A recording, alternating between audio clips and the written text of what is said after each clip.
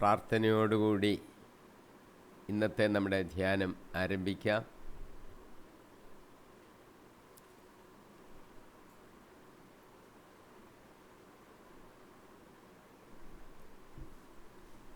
പരിശുദ്ധ ആത്മാവേ, നീ എഴുന്നള്ളി വരണമേ എന്ന് ഞങ്ങൾ പ്രാർത്ഥിക്കുന്നു. കർത്താവിൻ്റെ ആത്മാവ് ഞങ്ങളുടെ ഹൃദയങ്ങളിലേക്ക് വരണമേ. ധാരാളം ശ്രോതാക്കൾ കർത്താവെ കേൾക്കുവാനും അവരുടെ ഹൃദയത്തിൽ ഇത് പതിയുവാനും ജീവിതത്തിലെ മാറ്റങ്ങൾ വരുവാനും ആത്മനിറവിൽ ജീവിക്കുവാനും ദൈവത്തിൻ്റെ പരിശുദ്ധാത്മാവ് ഇടപെട്ടുകൊണ്ടിരിക്കണമെന്ന് പ്രാർത്ഥിക്കുന്നു. അടിയനെ സമർപ്പിക്കുകയാണ്. വാക്കുകളെ തരണം, നിൻ്റെ ജ്ഞാനം തരണം.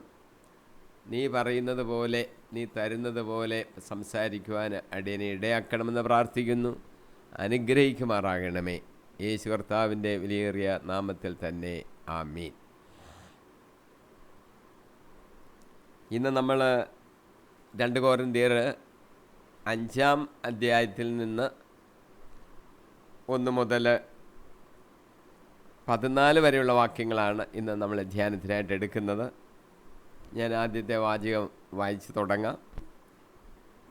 5-ാമത്തെ അധ്യായം 1-ാം വാക്യം: ഞങ്ങൾ വസിക്കുന്ന ഭൗമിക ഭവനം നശിച്ചു പോകുമെങ്കിലും കരങ്ങളാൽ നിർമ്മിതമല്ലാത്തതും ശാശ്വതവും ദൈവത്തിൽ നിന്നുള്ളതുമായ സ്വർഗീയ ഭവനം ഞങ്ങൾക്കുണ്ടെന്ന് ഞങ്ങൾ അറിയുന്നു.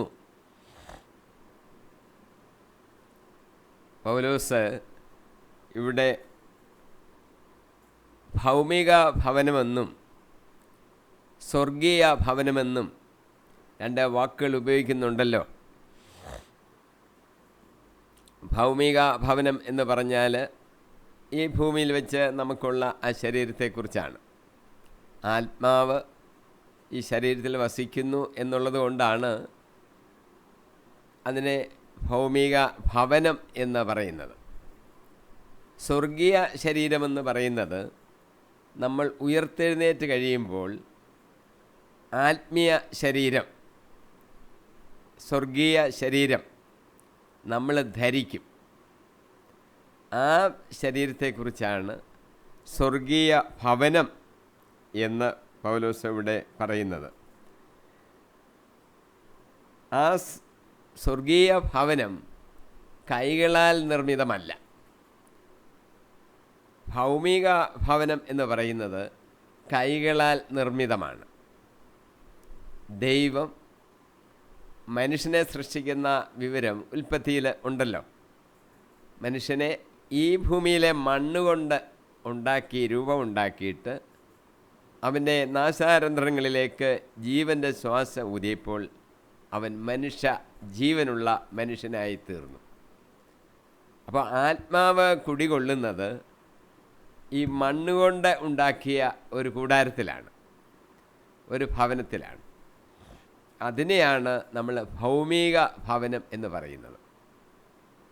സ്വർഗീയ ഭവനം എന്ന് പറയുന്നത് ഉയർത്തെഴുന്നേറ്റ് കഴിയുമ്പോൾ നമ്മൾ ഒരു ശരീരം ധരിക്കും. കാരണം മരിക്കുക എന്ന് പറഞ്ഞാൽ എന്താണ്? നമ്മുടെ ഇടയിൽ മരിക്കുക മനുഷ്യൻ മരിക്കുക എന്ന് പറഞ്ഞാൽ അതിൻ്റെ അർത്ഥം നമ്മുടെ ആത്മാവ് ശരീരത്തിൽ നിന്ന് വേർപെടുക എന്നാണ്. അങ്ങനെ ശരീരത്തിൽ നിന്ന് വേർപെടുമ്പോൾ ആ ശരീരം നമ്മൾ ഭൂമിയിൽ സംസ്കരിക്കും, ചിലർ ദഹിപ്പിക്കും. ഈ സംസ്കരിക്കുന്ന ആ ശരീരം മണ്ണിനോട് ചേരും, അഴുകിപ്പോവും. എന്നാൽ നമ്മൾ പുനരുത്ഥാനത്തിൽ ഒരു സ്വർഗീയ ശരീരമെന്ന് നമുക്ക് പറയാം, അല്ലെങ്കിൽ ആത്മീയ ശരീരം എന്ന് പറയാം. അത് നമ്മൾ ധരിക്കും. അത് കൈകൾ കൊണ്ടുണ്ടാക്കിയതല്ല, ശാശ്വതമാണ്. ഇവിടുത്തെ ഭൗമിക ശരീരം നശ്വരമാണ്, നശിച്ചു പോകുന്നതല്ലേ. മറ്റത് ശാശ്വതമായിട്ട് ദൈവത്താൽ നിർമ്മിതമായതാണ്. അത് സ്വർഗീയ ഭവനമാണ് എന്ന് നമുക്ക് മനസ്സിലാക്കുവാൻ സാധിക്കും. അതുകൊണ്ടാണ് പൗലോസ് ഇവിടെ പറയുന്നത്, ഞങ്ങളത് അറിയുന്നു. ഒരു നിത്യമായി നിലനിൽക്കുന്ന ഒരു ശരീരം നമ്മൾ ധരിക്കും, അത് ഞങ്ങൾ അറിയുന്നു. അപ്പോൾ അതാണ് നമ്മുടെയൊക്കെ പ്രത്യാശ. ഈ നശിച്ചു പോകുന്ന 70 വർഷം കഴിയുമ്പോഴത്തേന് മരിച്ചു പോകുന്ന ആ ശരീരത്തെക്കുറിച്ചൊന്നുമല്ല. പിന്നെയോ നിത്യമായി നിലനിൽക്കുന്നത്. കൈകൊണ്ടൊന്നും പണിതല്ല, ദൈവം ഡയറക്റ്റായിട്ട് ദൈവം നിർമ്മിച്ചത്. അത് ഞങ്ങൾക്കുണ്ട് എന്ന് ഞങ്ങൾ അറിയുന്നു എന്ന് അതൊരു പ്രത്യേക ഫ്രേസാണ് നമുക്ക് വിചാരിക്കാം. കാരണം അത് എങ്ങനെ പറയാൻ കാരണം, ഞങ്ങൾക്കതിൽ ഉറപ്പുണ്ട്. അതുകൊണ്ടാണ് ഞങ്ങൾ അറിയുന്നു എന്നെടുത്ത് പറയാൻ കാരണം. ഞങ്ങൾക്ക് ഉറപ്പുള്ള ഒരു കാര്യമാണ്. നമ്മുടെ വിശ്വാസം എന്നൊക്കെ പറയുന്നത് ഉറപ്പുള്ളതാണ്. ഉറപ്പുള്ളതല്ലെങ്കിൽ നമ്മൾ അതിൽ വിശ്വസിക്കുന്നില്ല എന്നതിൻ്റെ അർത്ഥം. ക്രിസ്തുവിനെ രക്ഷകനായി സ്വീകരിക്കുന്നു, ഒരു ആത്മീയ ജീവിതം നമ്മൾ നയിക്കുന്നു, നമുക്ക് കിട്ടുമെന്നൊരു പ്രതീക്ഷയുണ്ട്. ഇത് ഉറപ്പുള്ളതാണ്. ഉറപ്പുള്ളതല്ലെങ്കിൽ അത് വിശ്വാസം എന്ന് പറയാനൊക്കത്തില്ല. ക്രിസ്തീയ സഭകളിൽ കൂടി നടക്കുന്ന പലരും ഒരു ചാഞ്ചാട്ടമുള്ളവർ ഉണ്ട്. ഉറപ്പില്ല. ഉറപ്പുണ്ടെങ്കിൽ മാത്രമേ അതിന് യഥാർത്ഥത്തിൽ വിശ്വാസം എന്നുള്ള വാക്കുകൊണ്ട് പറയാനൊക്കെ ഉള്ളൂ. വിശ്വസിക്കണമെന്ന് പറഞ്ഞാൽ ചിലപ്പോൾ ശരിയായിരിക്കും എന്ന് പറയുന്നതല്ല വിശ്വാസം എന്ന് പറയുന്നത്. പൂർണ്ണമായിട്ടും ശരിയാണ് എന്ന് പറയുന്നതാണ്. ഞങ്ങൾക്ക് ഉണ്ടെന്ന് നിങ്ങൾ അറിയുന്നല്ലോ. രണ്ടാമത്തെ വാചകം, വാസ്തവത്തിൽ ഞങ്ങൾ ഇവിടെ നെടുവീർപ്പിടുകയും സ്വർഗീയ വസതി ധരിക്കുവാൻ വെമ്പൽ കൊള്ളുകയുമാണ്. ഈ ഭൂമിയിലെ നശ്വരത, കഷ്ടപ്പാടുകൾ, പീഡനങ്ങൾ, പലരും ചിന്തിക്കുന്നില്ലേ അങ്ങ് മരിച്ചു പോയാൽ മതിയെന്ന്. അങ്ങനെ പലരും വിചാരിക്കും. ഒരിക്കലും അങ്ങനെ അധൈര്യരാകരുത്. നമുക്ക് ധൈര്യമുണ്ടായിരിക്കണം. ഈ ഭൂമിയിൽ കഷ്ടപ്പാടുകളൊക്കെ ഉണ്ട് എന്നുള്ളത് ശരിയാണ്. അതിനെ നമ്മൾ ആ ശക്തി, കർത്താവ് നമുക്ക് തരുന്ന ശക്തി കൊണ്ട് ബലം പ്രാപിച്ച് അതിജീവിച്ച് ആത്മീയരായി ജീവിക്കണം. അല്ലെങ്കിൽ നമുക്ക് വിഷമമാണ്. അപ്പോൾ സ്വാഭാവികമായി പറഞ്ഞാൽ മനുഷ്യരെല്ലാം വിഷമിക്കുന്നു. അതുകൊണ്ടാണ് വെമ്പൽ കൊള്ളുകയാണ് എന്ന് പറയാൻ കാരണം. ഇതങ്ങ് മാറിയിട്ട് അങ്ങ് സ്വർഗത്തിലിരുന്ന് സ്വർഗീയ ഭവനം ധരിച്ചവിടെ ഇരുന്നാൽ കൊള്ളാം എന്ന് സാധാരണയായ ആൾക്കാരങ്ങ് ചിന്തിക്കുന്നു. ഇതൊക്കെ അങ്ങ് മാറി, കഷ്ടപ്പാടുകളൊക്കെ മാറി സ്വർഗത്തിൽ ദൈവത്തിൻ്റെ സന്നിധിയിൽ ദൈവത്തെ ആരാധിക്കാനിരിക്കാമെന്നതിനേക്കാട്ടിൽ പ്രധാനം നമ്മുടെ കഷ്ടപ്പാടുകൾ മാറുമല്ലോ എന്നുള്ളതാണ് നമ്മുടെയൊക്കെ ചിന്ത. അപ്പോൾ അങ്ങനെ ഒന്ന് മാറി അവിടെ പോയിരിക്കാം എന്ന് നമ്മളൊക്കെ വിചാരിക്കുന്നു. ഇപ്പോഴോ നമ്മൾ വിഷമിക്കുകയാണ്, വെമ്പൽ കൊള്ളുകയുമാണ്. മൂന്നാം വാക്യം, അത് ധരിക്കുമ്പോൾ ഞങ്ങൾ നഗ്നരായി കാണപ്പെടുകയില്ല. ഒരു സ്വർഗീയ ഭവനത്തെക്കുറിച്ചാണ് പറയുന്നത്. സ്വർഗീയ ഭവനം ഇത് ഭൗമിക ഭവനം. സ്വർഗീയ ഭവനം എന്നുള്ളതിന്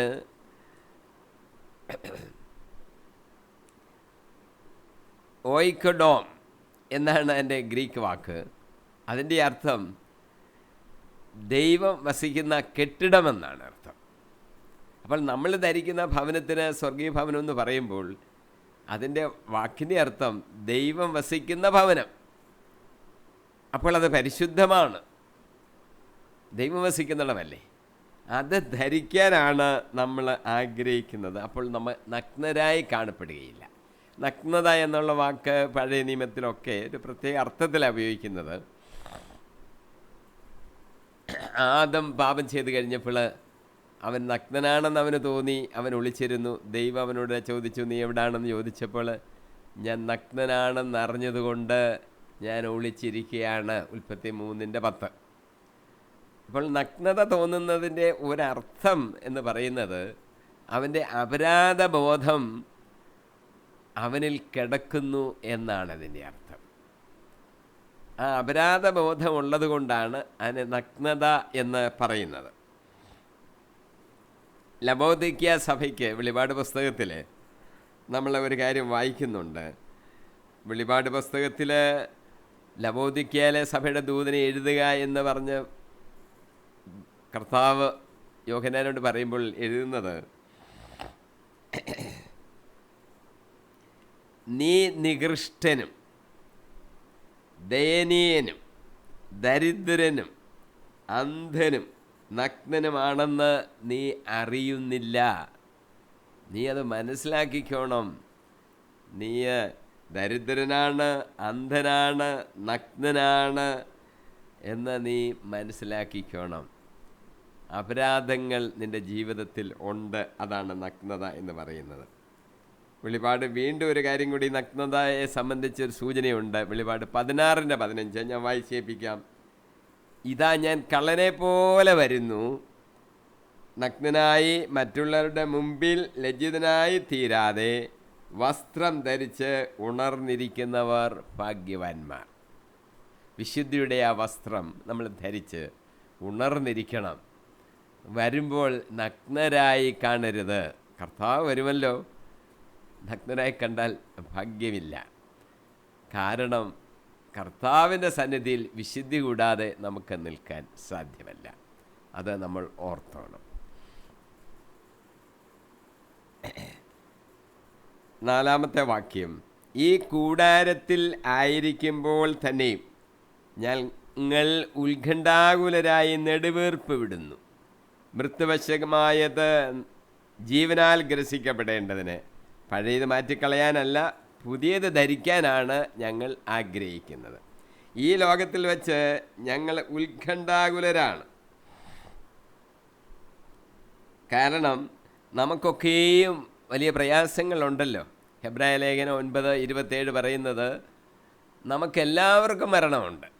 മനുഷ്യൻ ഒരു പ്രാവശ്യം മരിക്കണമെന്ന് ഉള്ളത് നിശ്ചയിക്കപ്പെട്ടിരിക്കുന്നു. ഏത് മനുഷ്യനെ മരിക്കാത്ത? ഹാനോക്ക് എടുക്കപ്പെട്ടു. മനുഷ്യനെല്ലാം ഒരു പ്രാവശ്യം മരിക്കണം. പൊതുവിലുള്ള ദൈവത്തിൻ്റെ തത്വമാണ്. ഹെബ്രായ ലേഖനം 9:27 പറയുന്നുണ്ട്.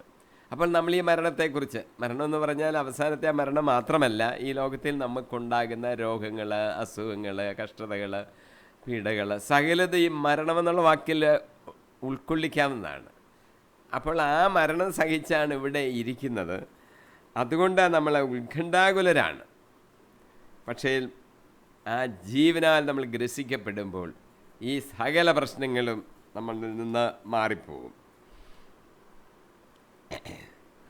5-ാമത്തെ വാചകം, ഈ ലക്ഷ്യത്തിനായി ഞങ്ങളെ ഒരുക്കിയത് ആത്മാവിനെ അച്ചാരമായി ഞങ്ങൾക്ക് നൽകിയ ദൈവമാണ്. ആത്മാവിനെ നമുക്ക് അച്ചാരമായി നൽകി. ഇതാണ് നമ്മുടെ ലക്ഷ്യം. സ്വർഗത്തിൽ ചെല്ലണം. ആ സ്വർഗീയ ഭവനത്തിൽ നമ്മളായിരിക്കണം. നമ്മൾ ആത്മീയമായ ശരീരം ധരിക്കണം. അപ്പം പിന്നെ പ്രശ്നമൊന്നുമില്ല. അതിൽ ഞങ്ങൾ ആഗ്രഹിച്ചുകൊണ്ടിരിക്കുകയാണ്. അതാണ് ഞങ്ങളുടെ ലക്ഷ്യം. അത് നമുക്ക് കിട്ടുമോ? അതാണ് ഇവിടെ എടുത്തു പറഞ്ഞിരിക്കുന്നത്. ഞങ്ങൾക്ക് ഒരുക്കിയത് ആത്മാവിനെ അച്ചാരമായി ഞങ്ങൾക്ക് നൽകിയ ദൈവമാണ്. ഞങ്ങളെ ഒരുക്കിയെടുത്തിരിക്കുന്നത് ദൈവമാണ്. ദൈവം ഒരു കാര്യം ചെയ്തു, അച്ചാരം തന്നു. എന്താണ് അച്ചാരമായി തന്നത്? ആത്മാവിനെ. ഈ വാചകം തന്നെ 1-ാം അധ്യായം 22-ാം വാക്യത്തിൽ എഴുതിയിട്ടുണ്ട്. ആത്മാവിനെ നമുക്ക് അച്ചാരമായി തന്നു. എന്താണ് അച്ചാരം എന്ന് പറഞ്ഞാൽ നമുക്കറിയാം. വസ്തുവൊക്കെ വാങ്ങിക്കുമ്പോൾ ഫുൾ എമൗണ്ട് ആദ്യം കൊടുക്കാതെ കുറച്ച് അങ്ങോട്ട് അഡ്വാൻസ് കൊടുത്തിട്ട് ബാക്കി പിന്നെ ആധാരം എഴുതുമ്പോൾ തരാം എന്നുള്ള ആ ഫൈനൽ സ്റ്റേജിൽ തരാമെന്നുള്ള ആ ഒരു വാക്കാണ് ഈ അച്ചാരം എന്ന് പറയുന്നത്. അഡ്വാൻസ് എന്ന് നമുക്ക് ഇംഗ്ലീഷിൽ പറയാം. അപ്പോൾ അഡ്വാൻസായിട്ട് നമുക്ക് തന്നിരിക്കുന്നു, ബാക്കി പിന്നീട് തരാം എന്നാണ് അതിൻ്റെ അർത്ഥം. ഇപ്പോൾ എന്താണ് നമുക്ക് അച്ചാരമായിട്ട് ദൈവം നമുക്ക് തന്നത്? ദൈവമാണ് തന്നത് ഒരു ഉറപ്പ്. എന്താണ്? നിനക്ക് സ്വർഗഭാഗ്യമുണ്ട്, നീ ദൈവപുത്രനാണ്, സ്വർഗഭാഗ്യമുണ്ട്, നിനക്ക് തരും. ബാക്കിയുടെ ഈ ഭൂമിയിൽ വെച്ച് എല്ലാം കിട്ടത്തില്ല. സ്വർഗത്തിൽ ആ അനുഭവം സ്വർഗത്തിൽ ചെല്ലുമ്പോഴാണ് കിട്ടുന്നത്. തരും ഉറപ്പ്. എന്തുകൊണ്ടാണ്? അച്ചാരമായിട്ട് നമുക്ക് തന്നിരിക്കുന്നു.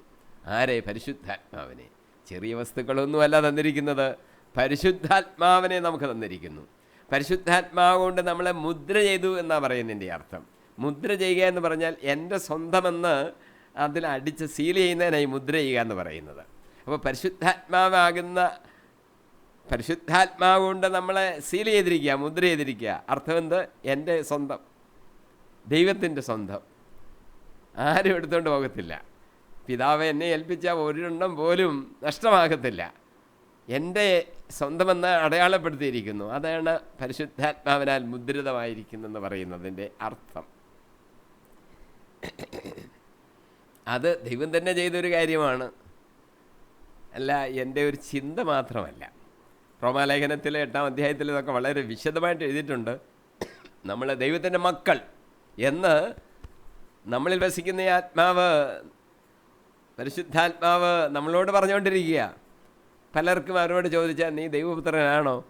പറയത്തില്ല, അറിയത്തില്ലെന്നാണ് പറയുന്നത്. എൻ്റെ ജീവിതത്തിലെ ചില തെറ്റുകളൊക്കെ ഉണ്ട്, അതുകൊണ്ട് എനിക്ക് അറിയത്തില്ലെന്ന്.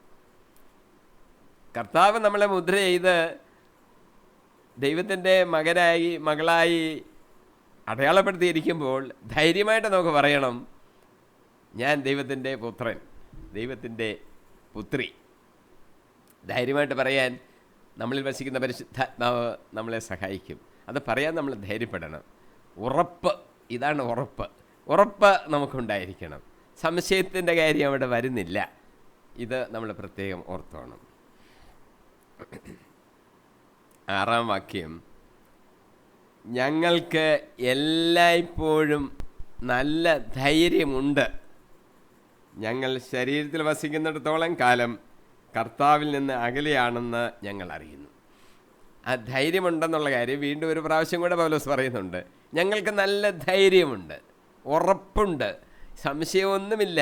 ധൈര്യവാന്മാരായിട്ടിരിക്കുക. കാരണം ഞങ്ങളിൽ പരിശുദ്ധാത്മാവ് വസിക്കുന്നു. ദൈവത്തിൻ്റെ ആത്മാവ് ആരിൽ വസിക്കുന്നു അവനാണ് കർത്താവിനെ, യേശുവിനെ ദൈവപുത്രൻ ക്രിസ്തു എന്ന് പറയുന്നത്. ആത്മാവ് നമ്മളിൽ പ്രവർത്തിക്കുന്നില്ലെങ്കിൽ നമുക്കത് പറയാൻ കഴിയത്തില്ലെന്നാണ് പറഞ്ഞിരിക്കുന്നത്. ആത്മാവ് നമ്മളിൽ ഇല്ലെങ്കിൽ നമ്മൾ ദൈവപുത്രന്മാരായി മാറിയിട്ടില്ല. അപ്പോൾ ഇവിടെ പൗലോസിന് പറയുന്നത്, എനിക്ക് നല്ല ധൈര്യമുണ്ട്. സ്വർഗത്തിൽ പോകുമെന്ന് നമ്മുടെ സഭാവിഭാഗത്തിൽപ്പെട്ട ഒരാളോട് ചോദിച്ചാൽ പലരും ഉറപ്പ് അറിയത്തില്ലെന്ന് പറയുക. എനിക്കറിയത്തില്ലെന്ന്. എടാ, ദൈവം നിന്നെ ആത്മാവ് കൊണ്ട് മുദ്ര കുത്തിയെങ്കിൽ നിനക്ക് ധൈര്യമായിട്ട് പറയാമല്ലോ. പൗലോസ് പറയുന്നു, എനിക്ക് ധൈര്യമുണ്ട്. അതിനോട് ചേർന്നൊരു കാര്യം കൂടെ പറയുന്നു, ഞങ്ങൾ ശരീരത്തിൽ വസിക്കുന്നിടത്തോളം കാലം കർത്താവിൽ നിന്ന് അകലെയാണെന്ന് ഞങ്ങൾക്കറിയാം. അത് ഒരു വലിയ തത്വമാണ്. നമ്മൾ ദൈവത്തെ ദൈവമായിരിക്കുന്ന അവസ്ഥയിൽ കാണുകയും നമ്മുടെ മുഖാഭിമുഖം നമ്മൾ കാണും, കണ്ണുകൊണ്ട് കാണുമെന്നൊക്കെയാണ് വിശേഷിപ്പിക്കുന്നത്. ദൈവത്തെ അങ്ങനെ കണ്ടിട്ട് ദൈവത്തെ ആരാധിക്കുന്ന ആ സമയം, അതുപോലെ ഒരനുഭവം ഈ ഭൂമിയിലായിരിക്കുമ്പോൾ നമുക്ക് ഒക്കുന്നില്ലല്ലോ. അതാണ് ഇവിടെ അകന്നിരിക്കുക എന്ന് പൗലോസ് പറയുന്നത്. കർത്താവിൽ നിന്ന് അകന്നിരിക്കുന്നു ഈ അവസരത്തിൽ.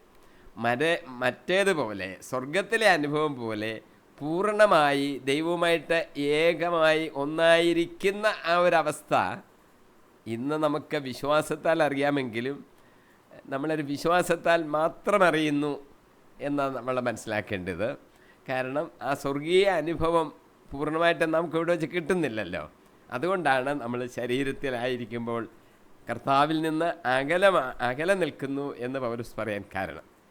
യഥാർത്ഥത്തിൽ നമ്മൾ കർത്താവിൽ നിന്ന് അങ്ങനെ അകലെയല്ല, കർത്താവ് നമ്മളിൽ വസിക്കുന്നു, നമ്മുടെ കൂടെ ഉണ്ട്. എന്നാൽ ആ സ്വർഗത്തിൽ അനുഭവിക്കുന്ന അതേ രീതിയിൽ ഇപ്പോൾ അനുഭവിക്കാൻ ഒക്കുന്നില്ല. അതുകൊണ്ടാണ് അകന്നിരിക്കുന്നു എന്ന് പറയുന്നതിൻ്റെ കാര്യം.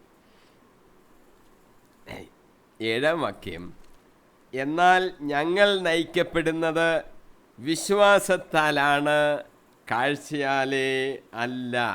ഞങ്ങൾ നയിക്കപ്പെടുന്നത് വിശ്വാസത്താലെയാണ്, കാഴ്ചയാലേ അല്ല. നമ്മൾ കാഴ്ചയാലേ അല്ലെന്ന് പറയാൻ കാരണം നമ്മൾ കണ്ണുകൊണ്ട് അങ്ങനെ നേരിട്ട് കാണുന്നില്ലല്ലോ. കണ്ടാൽ പിന്നെ വിശ്വാസം എന്ന് പറയണ്ട, നേരിട്ട് കണ്ടിരിക്കുകയല്ലേ. ഞങ്ങൾ നയിക്കപ്പെടുന്ന വിശ്വാസത്താലാണ്. ഹെബ്രായ ലേഖനത്തിലെ വിശ്വാസത്തിൻ്റെ ഒരു ഡെഫിനിഷൻ കൊടുത്തിട്ടുണ്ട്. ഹെബ്രായ ലേഖനം 11-ാം അധ്യായം 1-ാം വാക്യം. അത് ഞാൻ വായിച്ചേൽപ്പിക്കാം. എബ്രായർ 11:1. വിശ്വാസം എന്നത് പ്രത്യാശിക്കുന്നവ ലഭിക്കുമെന്ന ഉറപ്പും കാണപ്പെടാത്തവ ഉണ്ട് എന്ന ബോധ്യവുമാണ്. രണ്ട് കാര്യങ്ങൾ അവിടെ പറഞ്ഞിരിക്കുന്നത്. ഒന്ന്, പ്രത്യാശിക്കുന്നവ ലഭിക്കും, ദൈവത്തിൽ നിന്ന് നമുക്ക് ലഭിക്കും. അത് ധാരാളം വാക്യങ്ങൾ കർത്താവ് തന്നെ നമ്മളോട് പറഞ്ഞിട്ടുണ്ട്. ലഭിക്കും, ചോദിക്കുക നിങ്ങൾക്ക് ലഭിക്കും, സംശയിക്കണ്ട, നിങ്ങളൊന്ന് ചോദിച്ചാൽ മതി, തരും എന്ന് കർത്താവ് പറഞ്ഞിട്ടുണ്ട്. അപ്പം ആ ഉറപ്പ് നോക്കുന്നുണ്ട്. രണ്ടാമത്തെ കാര്യം, കാണപ്പെടാത്തവ ഉണ്ട് എന്ന ബോധ്യം.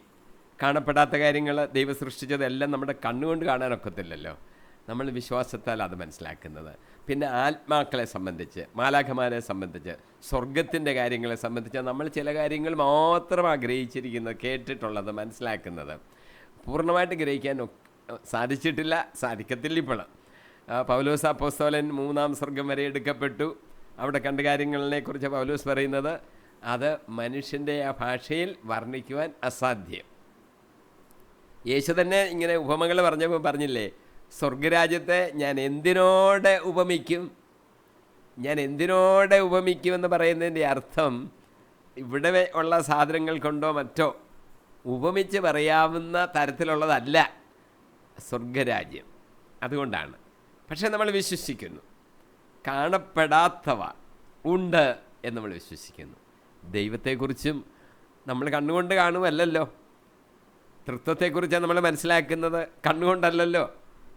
നമ്മൾ വിശ്വസിക്കുന്നു. വിശ്വാസം ദൈവത്തിൻ്റെ സന്നിധിയിൽ വളരെ പ്രധാനപ്പെട്ട ഒരു കാര്യമാണ്. വിശ്വാസത്തെ സംബന്ധിച്ച് പറഞ്ഞാൽ രക്ഷയെ സംബന്ധിക്കുന്ന ഒരു വിശ്വാസം പ്രത്യേകമായിട്ട് ചിന്തിക്കണം. എന്തെങ്കിലും വിശ്വസിക്കുന്നു എന്നല്ല രക്ഷ എന്ന് പറയുന്നത്. കർത്താവായ യേശു ക്രിസ്തുവിനെ കർത്താവ്, എൻ്റെ രക്ഷകൻ, ക്രിസ്തു ദൈവപുത്രൻ എന്ന് ഞാൻ വിശ്വസിക്കണം. എൻ്റെ രക്ഷകൻ, എനിക്ക് വേണ്ടി പാപപരിഹാരമായി ബലിയർപ്പിക്കപ്പെട്ടവൻ, സ്വയം ബലിയർപ്പിക്കപ്പെട്ടവൻ യേശു കർത്താവാണ്. അവൻ എൻ്റെ രക്ഷകനാണെന്ന് വിശ്വസിക്കുന്നു. അതാണ് രക്ഷയെ സംബന്ധിച്ചിടത്തോളം വിശ്വാസം എന്ന് പറയുന്നത്. അല്ലാതെ എന്തെങ്കിലും വിശ്വസിക്കുന്നതിനെ അല്ല വിശ്വാസം. ചിലർ പറയും ഏതെങ്കിലും വിശ്വാസം മതി രക്ഷ പ്രാപിക്കുമെന്ന് ചിലരൊക്കെ പറയാറുണ്ട്. അങ്ങനെയൊന്നുമല്ല. എന്തെങ്കിലും വിശ്വസിച്ചാൽ സ്വർഗത്തിൽ ചെല്ലുമെന്നല്ല, രക്ഷ പ്രാപിക്കാമെന്നല്ല അതിൻ്റെ അർത്ഥം. യേശുക്രിസ്തു എൻ്റെ രക്ഷകനാണെന്ന് വിശ്വസിക്കുമ്പോഴാണ്, അതിനെയാണ് രക്ഷയെ സംബന്ധിച്ചിടത്തോളം വിശ്വാസമെന്ന് പറയുന്നത്. ചിലരങ്ങ് വിശ്വാസികളാണ്, എല്ലായിടത്തും പോയി ഇങ്ങനെ പ്രാർത്ഥിക്കുകയൊക്കെ ചെയ്യും, വിശ്വാസികളാണെന്ന് പറയും. ക്രിസ്തുവിനെ രക്ഷകനായി സ്വീകരിച്ചോ? അതാണ് പ്രധാനം. അതാണ് വിശ്വാസം എന്ന് രക്ഷയെ സംബന്ധിച്ച് പറയുന്നതിൻ്റെ അർത്ഥം. പിന്നെ പ്രാർത്ഥനയെ സംബന്ധിച്ച് നമ്മൾ വിശ്വാസം എന്ന് പറയുന്നത്, നമ്മൾ പ്രാർത്ഥിക്കുന്ന എല്ലാം കിട്ടും, എല്ലാം കിട്ടും. കിട്ടാത്തതിൻ്റെ കാരണം എന്താ? വിശ്വസിക്കുന്നില്ല എന്നുള്ളതാണ്. നീ വിശ്വസിക്കുന്നുവോ? കർത്താവ് അങ്ങനെയാണല്ലോ തൻ്റെ പരസ്യ ജീവിതകാലത്ത് തൻ്റെ അടുത്ത് വന്ന ആൾക്കാരോട് ചോദിച്ചത്. രോഗികളെയൊക്കെ സുഖപ്പെടുത്തി. വിശ്വസിക്കുന്നുണ്ടോ? എനിക്ക് ചെയ്യാൻ കഴിയുമെന്ന് നീ വിശ്വസിക്കുന്നുവോ? വിശ്വസിക്കുക മാത്രം ചെയ്യുക. ലാസറിൻ്റെ കല്ലറയിൽ വെച്ച് യേശു സഹോദരികളോട് എന്താ പറഞ്ഞത്? വിശ്വസിക്കുക, ദൈവത്തിൻ്റെ മഹത്വം നിങ്ങൾ കാണും. ഒന്ന് വിശ്വസിച്ച് നോക്കിക്കേ, ചിലപ്പം കിട്ടും എന്നല്ല.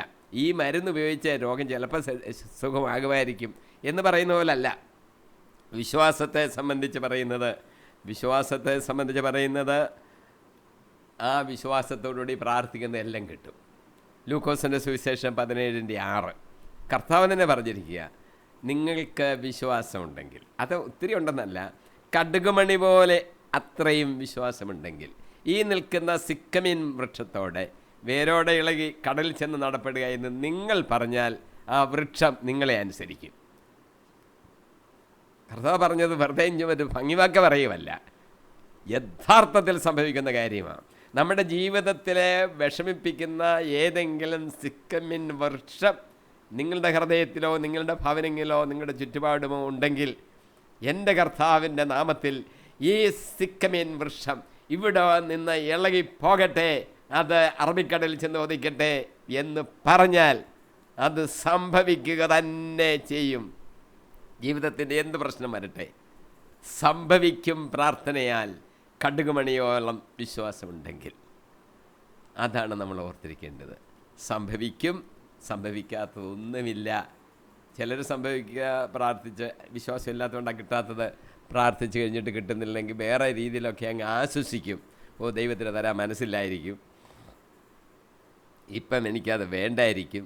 അങ്ങനെയൊന്നുമല്ല, കർത്താവ് തരുക തന്നെ ചെയ്യും എന്ന് നമ്മൾ ഉറച്ച് വിശ്വസിക്കണം. കിട്ടാത്തതായിട്ട് ഒന്നുമില്ല. എന്ത് ചോദിച്ചാലും അത് തരാം. ചിലതൊക്കെ തരാമെന്നല്ല, എന്ത് ചോദിച്ചാലും തരാം. ഇനി തരാൻ കർത്താവിൻ്റെ കയ്യിലുണ്ടോ? ഉണ്ടല്ലോ. സ്വർഗഭണ്ഡാരത്തിൽ എന്താ കുറവ്? എല്ലാം ഉണ്ട്. ചോദിച്ചാൽ തരും.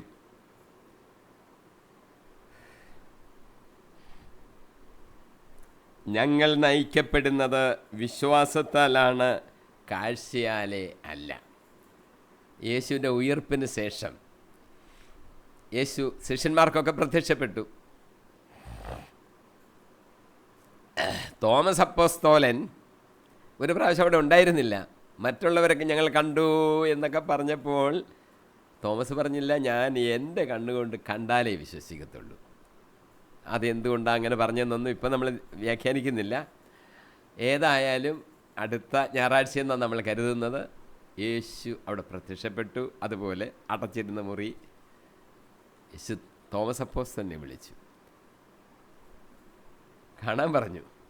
എൻ്റെ കൈകൾ കാലുകളൊക്കെ കണ്ട്, എൻ്റെ പാർശ്വത്തിലെ മുറിവൊക്കെ കണ്ട് ഞാൻ തന്നെയെന്നും നീ വിശ്വസിക്കുക. തൊട്ട് നോക്കിയോ കൈയിട്ടോ എന്നൊന്നും നമുക്കറിയത്തില്ല, ബൈബിളിൽ അത് എഴുതിയിട്ടില്ല. പക്ഷേ തോമസ് ഒരു വിശ്വാസ സത്യം വിളിച്ചു പറഞ്ഞു, എൻ്റെ കർത്താവേ, എൻ്റെ ദൈവമേ. യേശുവിനെ ദൈവം എന്ന് ആദ്യം വിളിക്കുന്നത് തോമസ് അപ്പോസ്തലനാണ്. അത് ഉയർപ്പിന് ശേഷമാണ് എന്നുകൂടെ നമ്മൾ ധരിക്കണം. ഇതാണ് നമ്മുടെ വിശ്വാസത്തിൻ്റെ അത്യുച്ചകോടിയിലുള്ള വിശ്വാസ സത്യം. യേശു എൻ്റെ കർത്താവ്, എൻ്റെ ദൈവം. നിങ്ങൾക്ക് ഈജിപ്തിൽ നിന്ന് നിങ്ങളെ കൊണ്ടുവന്ന കർത്താവ് ഞാനാണെന്ന് യഹോവ പറഞ്ഞില്ലേ? ഇവിടെ യേശു പറയുന്നു, ഞാനാണ് കർത്താവ്, ഞാനാണ് ദൈവം.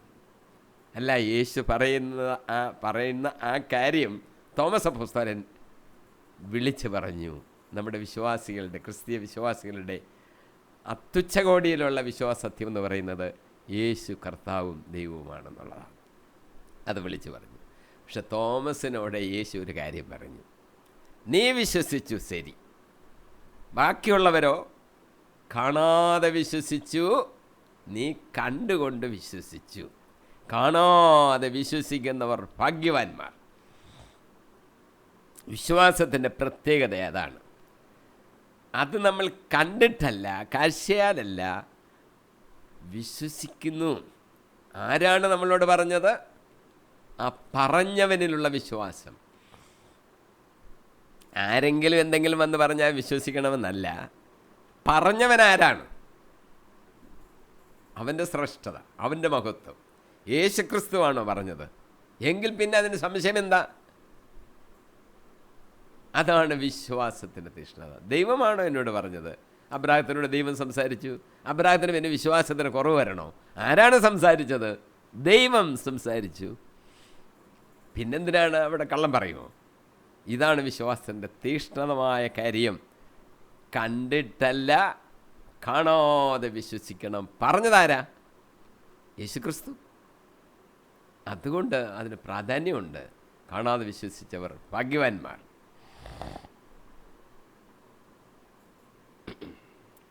എട്ടാം വാക്യം, ശരീരത്തിൽ നിന്ന് അകന്നിരിക്കാനും കർത്താവിനോട് അടുത്തിരിക്കാനും ഞങ്ങൾ ആഗ്രഹിക്കുന്നു.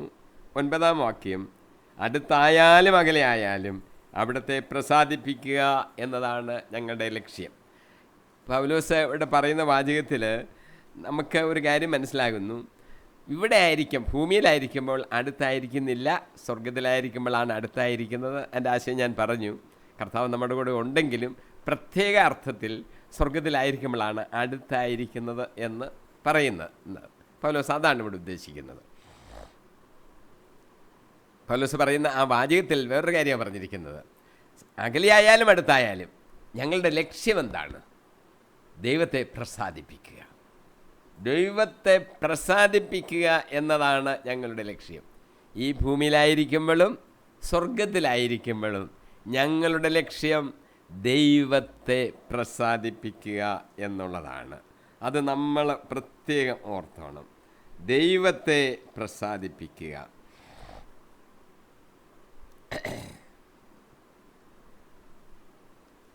ഈ ലോകത്തിലായിരുന്നാലും വരാനിരിക്കുന്ന ലോകത്തിലായിരുന്നാലും മരിച്ചതിന് ശേഷമല്ലേ അങ്ങോട്ട് പോകാനൊക്കെ ഉള്ളൂ.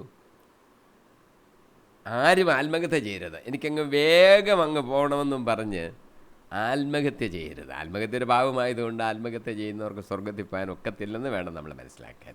അപ്പം പെട്ടെന്ന് അങ്ങ് ചെല്ലണമെന്ന് വിചാരിച്ച ധൃതിയൊന്നും കൂട്ടണ്ട. കർത്താവ് ഒരു ദിവസം നിശ്ചയിച്ചിട്ടുണ്ട്. അന്നേരം മാത്രമേ നമ്മൾ പോകേണ്ടതുള്ളൂ. അന്നേരം പോകാൻ നമ്മൾ റെഡിയായിരുന്നോണം എന്ന് മാത്രം. കർത്താവിൻ്റെ ആ ദിവസത്തിൽ തന്നെ പോകാനൊക്കെ ഉള്ളൂ. എപ്പോഴാണ് പോകാൻ നമ്മൾക്ക് യോഗ്യത വരുന്നത്?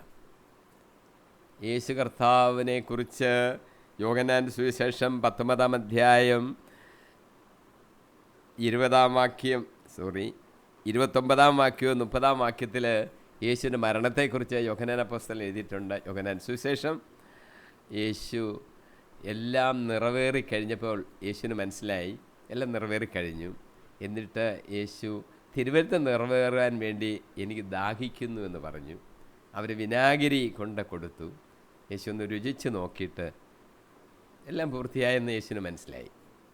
എല്ലാം പൂർത്തിയായി കഴിഞ്ഞപ്പോൾ യേശു കുരിശിൽ കിടന്നുകൊണ്ട് തന്നെ പറഞ്ഞു, എല്ലാം പൂർത്തിയായിരിക്കുന്നു എന്ന് പറഞ്ഞ് തൻ്റെ ആത്മാവിനെ പിതാവിൻ്റെ കരങ്ങളിലേക്ക് സമർപ്പിച്ചു എന്നാണ് പറഞ്ഞിരിക്കുന്നത്. നമ്മുടെ ആത്മാവിൻ്റെ വേർപാട്, അതാണ് മരണമെന്ന് പറയുന്നത്. കർത്താവ് എല്ലാം പൂർത്തിയാക്കി കഴിഞ്ഞപ്പോഴാണ് മരിച്ചത്. അപ്പോൾ നമ്മളെപ്പോഴാണ് മരിക്കേണ്ടത്? നമ്മളെ ദൈവം ജനിക്കുമ്പോൾ, അല്ലെ ജനിക്കുന്നതിന് മുമ്പ് തന്നെ നമ്മളെന്താണ് ചെയ്യേണ്ടതെന്ന് ദൈവത്തിൻ്റെ ഒരു പദ്ധതിയുണ്ട്. ആ ദൗത്യം നമ്മളെ ഏതെങ്കിലും വിധത്തിൽ അറിയിച്ചിട്ടുണ്ട്. ആ ദൗത്യം നമുക്ക് പൂർത്തീകരിക്കണം. നമ്മുടെ ദൗത്യം പൂർത്തീകരിച്ച് കഴിഞ്ഞിട്ട് മാത്രമേ, എന്നിട്ട് നമുക്ക് വേണമെങ്കിൽ കർത്താവിനോട് പറയാം, കർത്താവേ, എന്നെ ഏൽപ്പിച്ച ജോലി ഞാൻ പൂർത്തീകരിച്ച് കഴിഞ്ഞു, ഇനിയും എന്നെ അങ്ങ് വിളിക്കാമോ? ചോദിച്ചാൽ മതി. ദിവസം നിശ്ചയിക്കുന്ന കർത്താവാണ് എന്ന് വേണേൽ പ്രാർത്ഥിക്കാം. ശിമിയോൻ എന്ന് പറയുന്ന ആളെ യേശുവിനെ പ്രതിഷ്ഠിക്കാനായിട്ട്, യേശു കുഞ്ഞായിരിക്കുമ്പോൾ പ്രതിഷ്ഠിക്കാനായിട്ട് ദേവാലയത്തിൽ കൊണ്ടുവന്നപ്പോൾ ശിമിയോൻ എന്ന് പറയുന്ന പ്രായമുള്ള അദ്ദേഹം ഒരു പ്രവാചകനാണ്. അദ്ദേഹം യേശുവിനെ കയ്യിലെടുത്തിട്ട് പറഞ്ഞു, രക്ഷ എൻ്റെ കണ്ണ് കണ്ടു കഴിഞ്ഞു, കർത്താവേ എന്നെ അങ്ങ് വിളിക്കണേ. കാരണം അവനോട് ദൈവത്തിൻ്റെ ആത്മാവ് നേരത്തെ പറഞ്ഞിട്ടുണ്ട്, രക്ഷകനെ കണ്ടു കഴിഞ്ഞിട്ട്, നിൻ്റെ കണ്ണുകൊണ്ട് കണ്ടിട്ട് നീ മരിക്കുകയുള്ളൂ. അപ്പോൾ അത് സംഭവിച്ചു കഴിഞ്ഞപ്പോൾ കർത്താവിനോട് പറഞ്ഞു, എന്നെ ഇനി എടുക്കാമല്ലോ. പ്രാർത്ഥിച്ചു. നമ്മുടെ ജോലി പൂർത്തീകരിച്ച് കഴിയുമ്പോഴാണ് മരണത്തിന് നമ്മൾ യോഗ്യരാകുന്നത് എന്ന് നമ്മൾ മനസ്സിലാക്കണം. ഒരു ധനികനായ ഒരു മനുഷ്യൻ, ഭോഷൻ എന്ന ബൈബിളിൽ പറഞ്ഞിരിക്കുന്നത്, ഭോഷനായ ധനികൻ, ധാരാളം സമ്പാദ്യം ഉണ്ടായിട്ട് കൃഷി എല്ലാം ഉണ്ടാക്കി അയാൾ അറപ്പുരകളിൽ വെച്ചിട്ട് സ്വയം അങ്ങ് ചിന്തിക്കുക, കസേരയിൽ കിടന്നുകൊണ്ട് അനേക വർഷത്തേക്ക് വേണ്ട വിഭവങ്ങൾ നിനക്കായി ശേഖരിച്ചിരിക്കുന്നു, തിന്നുക, കുടിക്കുക, ആനന്ദിക്കുക. കർത്താവിൻ്റെ വചനം, ഭോഷ, ഇന്ന് രാത്രിയിൽ നിൻ്റെ ആത്മാവിനെ തിരികെ ചോദിച്ചാൽ ആത്മാവിന് പകരം നീ എന്ത് കൊടുക്കും? നിൻ്റെ ആത്മാവിന് പകരം നീ എന്ത് കൊടുക്കും? ഇപ്പോൾ ഈ രാത്രിയിൽ നിൻ്റെ ആത്മാവിനെ തിരികെ ചോദിച്ചാൽ നിൻ്റെ ആത്മാവിന് പകരം നീ എന്ത് കൊടുക്കും? നമ്മളെല്ലാവരും ചിന്തിക്കേണ്ട ഒരു കാര്യമാണ്. ഈ ലോകത്തിൽ എല്ലാം കൂട്ടാനായിട്ട് നമ്മൾ ഒത്തിരി അധ്വാനിക്കുന്നു. നശ്വരമായതിനു വേണ്ടി അധ്വാനിക്കേണ്ടെന്ന് തന്നെ കർത്താവ് പറഞ്ഞു. എല്ലാം കൂട്ടിവെച്ച് ആരനുഭവിക്കും? നിൻ്റെ ആത്മാവിനെ തിരികെ ചോദിച്ചാൽ, ഈ രാത്രി തിരികെ ചോദിച്ചാൽ പകരം എന്ത് നീ കൊടുക്കും? അല്ല, എപ്പോഴാണ്, ഇനി എനിക്ക് കുറച്ച് വർഷമുണ്ടെന്നൊക്കെ വിചാരിച്ചുകൊണ്ടിരിക്കേണ്ട. കർത്താവ് വിളിക്കുമ്പോൾ നമ്മൾ പോയെങ്കിലേ പറ്റുള്ളൂ. അതുകൊണ്ട് കർത്താവിൻ്റെ വിളി കേട്ടാൽ പോകാൻ നമ്മൾ റെഡിയായിരുന്നോണം എന്ന് നമ്മൾ മനസ്സിലാക്കണം. ഇനി ഇവിടെ ആയിരുന്നാലും സ്വർഗത്തിലായിരുന്നാലും എന്താണ് നമ്മുടെ ലക്ഷ്യം? പൗലോസ് പറയുന്നത് അതാണ്, എല്ലാവരെയും പ്രസാദിപ്പിക്കുക എന്നതാണ് ലക്ഷ്യം. കർത്താവിനെ, എല്ലാവരെയും നല്ല, കർത്താവിനെ പ്രസാദിപ്പിക്കുക എന്നതാണ് ലക്ഷ്യം. മത്തായിയുടെ സുവിശേഷം 24-ാം അധ്യായം 43-44 വാക്യം ഞാൻ വായിക്കാം. കള്ളൻ രാത്രിയിൽ ഏത് സമയത്താണ് വരുന്നതെന്ന് ഗൃഹനാഥൻ അറിഞ്ഞിരുന്നു എങ്കിൽ അവൻ ഉണർന്നിരിക്കുകയും തൻ്റെ ഭവനം കവർച്ച ചെയ്യാൻ ഇടം കൊടുക്കാതിരിക്കുകയും ചെയ്യുമായിരുന്നു. അതിനാൽ നിങ്ങളും തയ്യാറായിരിക്കണം. നിങ്ങൾ പ്രതീക്ഷിക്കാത്ത മണിക്കൂറിലായിരിക്കും മനുഷ്യപുത്രൻ വരുന്നത്. ഇതേ അർത്ഥം സുഭാഷിതങ്ങളിൽ എഴുതിയിരിക്കുന്നു 16:7. ഒരുവൻ്റെ വഴികൾ കർത്താവിന് പ്രീതികരമായിരിക്കുമ്പോൾ ശത്രുക്കൾ പോലും അവനോട് ഇണങ്ങിക്കഴിയുന്നു. കർത്താവിന് പ്രസാദകരമായിട്ട് ജീവിക്കുമ്പോൾ ദൈവം ഇങ്ങനെയെല്ലാം ക്രമീകരിക്കും. നമ്മുടെ ശത്രുക്കൾ പോലും നമ്മളോടങ്ങിണങ്ങും. നമ്മൾ ദൈവത്തെ പ്രസാദിപ്പിക്കുന്ന ഒരു ജീവിതമാണ് നയിക്കുന്നെങ്കിൽ അത് ഓർത്തോണം പ്രത്യേകിച്ച്. കാരണം ശത്രുക്കളുണ്ടല്ലോ എന്ന് പറഞ്ഞ് പലരും വിഷമിക്കുമില്ല. ഈ ശത്രുക്കൾ പോലും നമ്മളോട് ഇണങ്ങും നമ്മൾ കർത്താവിനെ പ്രീതിപ്പെടുത്താമെങ്കിൽ.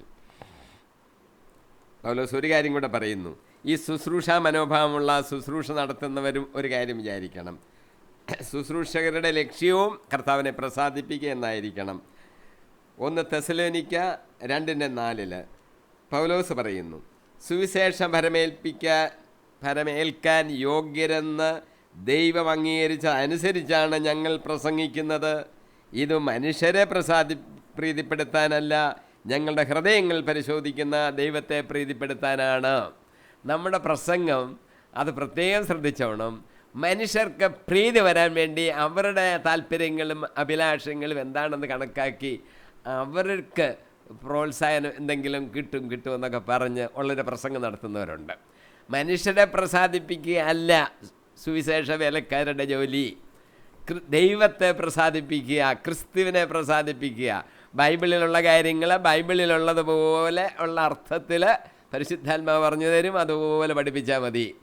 ഈ ഇരിക്കുന്ന ജനങ്ങൾക്ക് രസമുണ്ടാകട്ടെ, അവർക്ക് കൂടുതൽ സന്തുഷ്ടി ഉണ്ടാകട്ടെ, ഈ കാര്യത്തിൽ താല്പര്യം ഉണ്ടാകട്ടെ, അതുകൊണ്ട് നിനക്ക് കാർ കിട്ടും, മറ്റേത് കിട്ടും, ഇങ്ങനെയൊക്കെ പറഞ്ഞ് അവരെ രസപ്പെടുത്താമെന്ന് വിചാരിച്ച് പ്രസംഗിക്കുന്നവരുണ്ടെങ്കിൽ അങ്ങനെയല്ല, അങ്ങനെ ചെയ്യാൻ പാടില്ല. കർത്താവിനെയാണ് പ്രസാദിപ്പിക്കേണ്ടത്, മനുഷ്യരെയല്ല പ്രീതിപ്പെടുത്തേണ്ടത് എന്ന് ശുശ്രൂഷകരെ പ്രത്യേകം ഓർത്തോണം. ഹേനോക്ക് എന്ന് പറയുന്ന ആളിനെക്കുറിച്ച് നമുക്കറിയാം. ഞാൻ നേരത്തെ ഒന്ന് സൂചിപ്പിച്ചു. അദ്ദേഹം സ്വർഗത്തിലേക്ക് എടുക്കപ്പെട്ട ആളാണ്. അതിൻ്റെ കാരണം എന്താണെന്ന് ചോദിച്ചാൽ ദൈവത്തെ പ്രീതിപ്പെടുത്തിയുള്ള ജീവിതമായിരുന്നു. യൂദായുടെ ഒരു ലേഖനം ഒറ്റ അധ്യായമേ ഉള്ളൂ. അതിലെ 15-ാമത്തെ വാചകം ഞാൻ വായിച്ച് കേൾപ്പിക്കാം.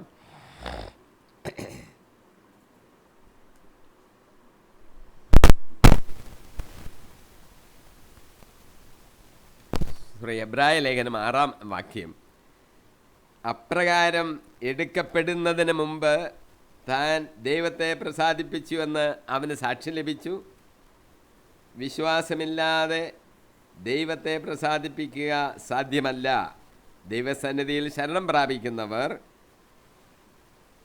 ദൈവമുണ്ടെന്നും തന്നെ അന്വേഷിക്കുന്നവരിലേക്ക് അവിടുന്ന് പ്രതിഫലം നൽകുന്നവനാണെന്നും വിശ്വസിക്കണം. ഇങ്ങനെയാണ് ദൈവത്തെ പ്രസാദിപ്പിക്കേണ്ടത്. ദൈവം തന്നെ അന്വേഷിക്കുന്നവർക്ക് നന്മ ചെയ്ത് അവർക്ക് എല്ലാ അനുഗ്രഹങ്ങളും നൽകുന്നവനാണെന്ന് വിശ്വസിക്കണം.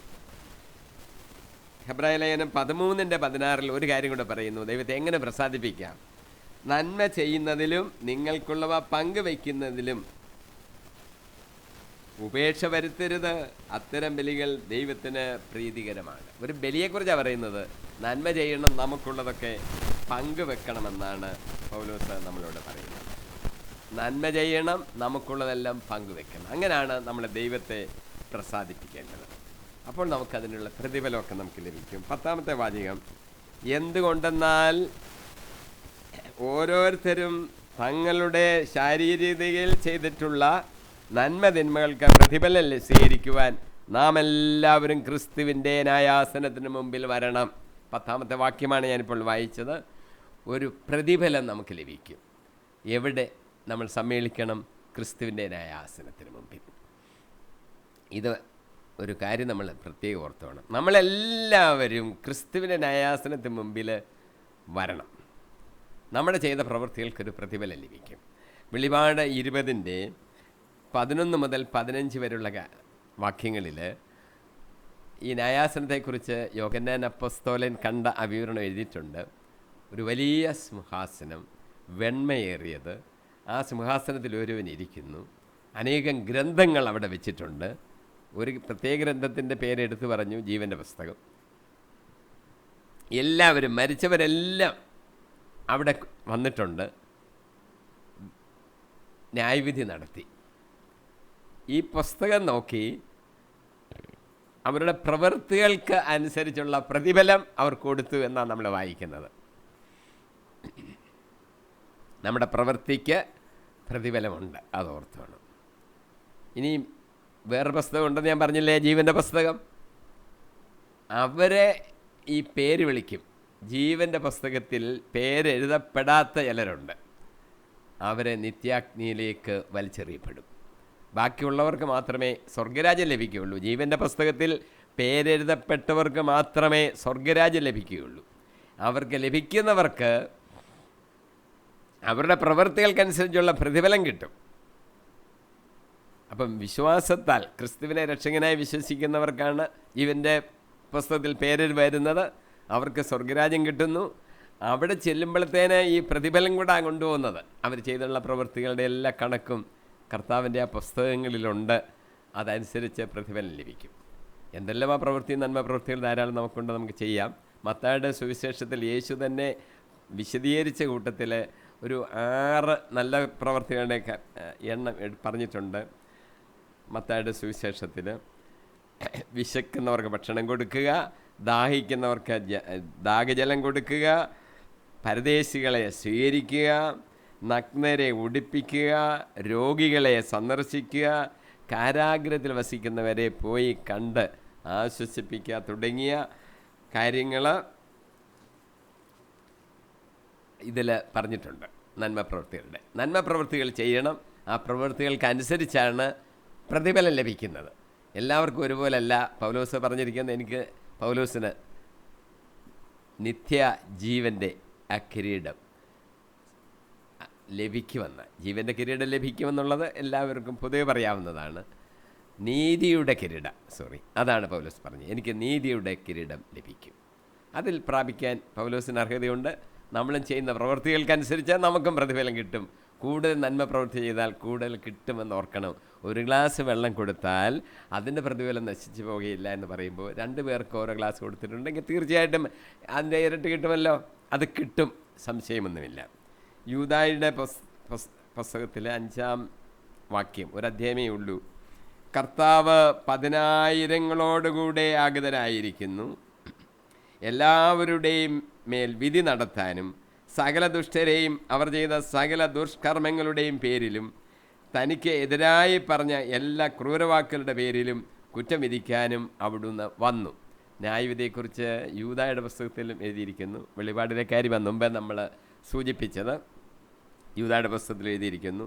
പത്രോസ് ഇതിനെക്കുറിച്ചൊന്ന് പറഞ്ഞിട്ടുണ്ട്. 1 പത്രോസ് 1-ാം അധ്യായം 17-ാം വാക്യം, ഓരോരുത്തരുടെയും പ്രവൃത്തികൾക്കനുസരിച്ച് പക്ഷരഹിതമായി വിധിക്കുന്നവനെയാണ് നിങ്ങൾ പിതാവെന്ന് വിളിക്കുന്നതെങ്കിൽ നിങ്ങളുടെ ഈ പ്രവാസകാലത്ത് ഭയത്തോടുകൂടി ജീവിക്കുവീൻ. അത് നമ്മൾ ഓർത്തോണം. നമ്മൾ അല്പം ദൈവത്തെ ഭയന്ന് ജീവിക്കണം എന്നർത്ഥം.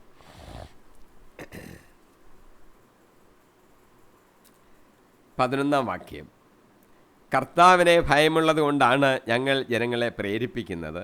ഞങ്ങൾ എന്താണെന്ന് ദൈവത്തിനറിയാം, അത് നിങ്ങൾക്കും നന്നായി അറിയാമെന്ന് ഞാൻ വിശ്വസിക്കുന്നു. 11-ാം വാക്യത്തിൽ കർത്താവിനെ നമ്മൾ ഭയപ്പെടണം എന്നാണ് പൗലോസ് നമ്മളോട് പറയുന്നത്. മത്തായിയുടെ സുവിശേഷത്തിൽ 10-ാം അധ്യായത്തിൽ പ്രത്യേകം കർത്താവ് തന്നെ പറഞ്ഞ വാചകങ്ങളുണ്ട്. ഞാനൊന്ന് വായിച്ച് കേൾപ്പിക്കാം. 10-ാം അധ്യായം 28, 29, 30, 31. 28, 30, 31 ഞാൻ വായിച്ച് കേൾപ്പിക്കാം. ശരീരത്തെ കൊല്ലുകയും ആത്മാവിനെ കൊല്ലുവാൻ കഴിവില്ലാതിരിക്കുകയും ചെയ്യുന്നവരെ നിങ്ങൾ ഭയപ്പെടേണ്ട, മറിച്ച് ആത്മാവിനെയും ശരീരത്തെയും നരകത്തിന് ഇരയാക്കാൻ കഴിയുന്നവനെ നിങ്ങൾ ഭയപ്പെടുവീൻ. വേറൊരു വാക്യം, നിങ്ങളുടെ തലയിലെ ഓരോ മുടിയും എണ്ണപ്പെട്ടിരിക്കുന്നു, അതിനാൽ ഭയപ്പെടേണ്ട, നിങ്ങൾ അനേകം കുരുവികളേക്കാൾ വിലയുള്ളവരാണല്ലോ. അത് നമ്മൾ ഓർക്കണം. നമ്മുടെ ജോലി ആത്മാക്കളെ ആദായപ്പെടുത്തുക എന്നാണ്. റോമ 10:1 പറയുന്നു, സഹോദരരെ, എൻ്റെ ഹൃദയപൂർവ്വമായ ആഗ്രഹവും ഇസ്രയേലിന് വേണ്ടിയുള്ള ദൈവത്തോടുള്ള പ്രാർത്ഥനയും അവർ രക്ഷിക്കപ്പെടണമെന്നാണ്. ഹെബ്രായർ 3:14 പറയുന്നു, നമ്മുടെ ആദ്യ വിശ്വാസത്തെ അവസാനം വരെ മുറുകെ പിടിക്കുമെങ്കിൽ മാത്രമേ നാം ക്രിസ്തുവിൽ പങ്കുകാരാകുകയുള്ളൂ. വിശ്വാസത്തെ നമ്മൾ മാറി പോകരുത്, ഉറച്ചു നിൽക്കണം. നമ്മുടെ കൃത്യം എല്ലാവരെയും രക്ഷ പ്രാപിക്കണം. ഇസ്രായേൽക്കാർക്ക് രക്ഷ പ്രാപിക്കേണ്ടെന്നല്ല, ഓരോരുത്തരെയും ഓർത്ത് രക്ഷ പ്രാപിക്കണമെന്നാണ് നാം ആഗ്രഹിക്കുന്നത്. പൗലോസ് അത് എടുത്തു പറയുന്നു. ഭയപ്പെടേണ്ട എന്ന് പറയുമ്പോൾ പൗലോസ് കർത്താവ് തന്നെ പറഞ്ഞിരിക്കുക, തലയിലെ തലമുടി വരെ എണ്ണപ്പെട്ടിരിക്കുക. നമുക്കറിയത്തില്ല, പക്ഷേ ഭയപ്പെടേണ്ട. തലമുടി തന്നതും അതിൻ്റെ നിറം മാറ്റി വെളുപ്പിച്ചതും എല്ലാം കർത്താവാണ്. ഭയപ്പെടേണ്ട. നമ്മുടെ ജീവിതത്തിലെ എല്ലാ കാര്യങ്ങളും നിസ്സാരമെന്ന് നമ്മൾ വിചാരിക്കുന്നതും കർത്താവ് അറിയാതെ സംഭവിക്കുന്നില്ല. ഭയപ്പെടേണ്ട എന്ന് ചുരുക്കം.